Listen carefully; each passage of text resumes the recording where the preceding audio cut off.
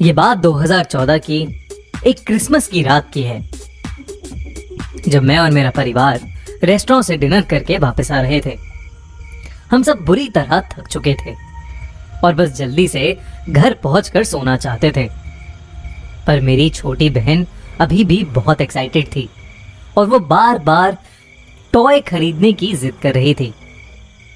पापा ने एक गैस स्टेशन के पास गाड़ी रोकी और मेरी बहन को लेकर टॉय दिलवाने ले गए।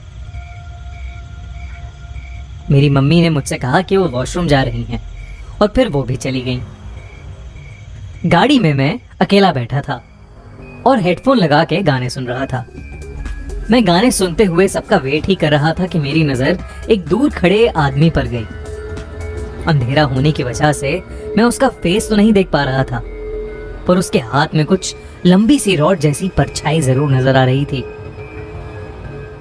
मैं उसकी तरफ ध्यान से देखने लगा ताकि मुझे उसकी शक्ल क्लियरली नजर आ सके।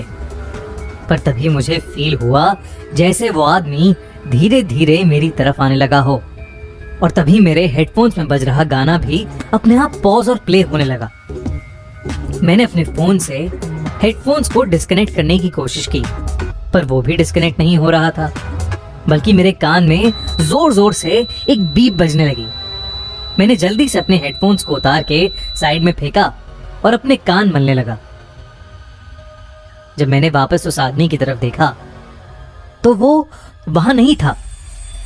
मैं उसे देखने के लिए इधर उधर देखने लगा तो एक बार को मेरी धड़कनें रुक गईं। वो आदमी ड्राइवर सीट की तरफ वाली खिड़की पर खड़ा था। उसके हाथ में एक लंबी सी रॉड थी। कपड़े फटे हुए और हाथों और पैरों पर चोट लगी हुई थी, जिसमें से खून भी आ रहा था।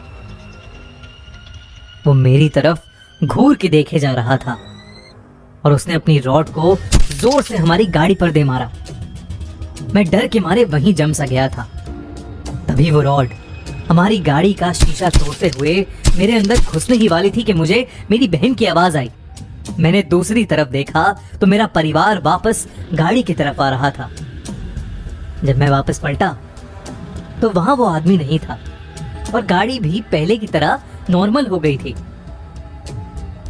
मैं बुरी तरह हैरान था और बहुत ज्यादा डर भी गया था, पर मैंने किसी से कुछ नहीं बोला। हमें घर पहुंचते पहुंचते 12 बज गए थे और मैं घर पहुंचते ही अपने कमरे में चला गया। पर अभी तक मैं उस आदमी के बारे में ही सोच रहा था। मैंने अपना ध्यान भटकाने के लिए वापस अपने हेडफोन्स लगा लिए और आराम से गाने सुनने लगा। कुछ देर बाद हेडफोन्स में वही दिक्कत आने लगी जो उस वक्त गाड़ी में आई थी, और अगले ही सेकंड वही तेज बीप शुरू हो गई। मैं बहुत ज्यादा डर गया।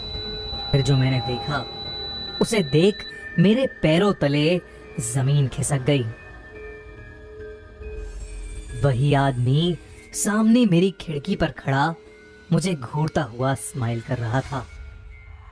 वो बार बार अपनी रॉड से मेरे कमरे की खिड़की पर नॉक करे जा रहा था। मुझे कुछ समझ नहीं आया और मैं बिना सोचे समझे बस जोर जोर से चीखने लगा।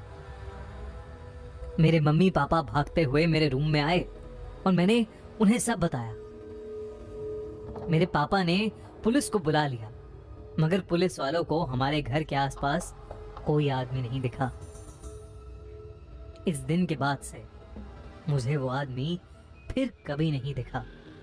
थोड़ा और मालूम करने पर पता चला कि हमारे नेबरहुड में एक पागल आदमी था जो लोगों को एक लंबी रॉड से मारा करता था। कहते हैं लोगों ने उसका घर जलाकर उसे मार डाला। शायद मैंने जिस आदमी को देखा था वो उसी आदमी का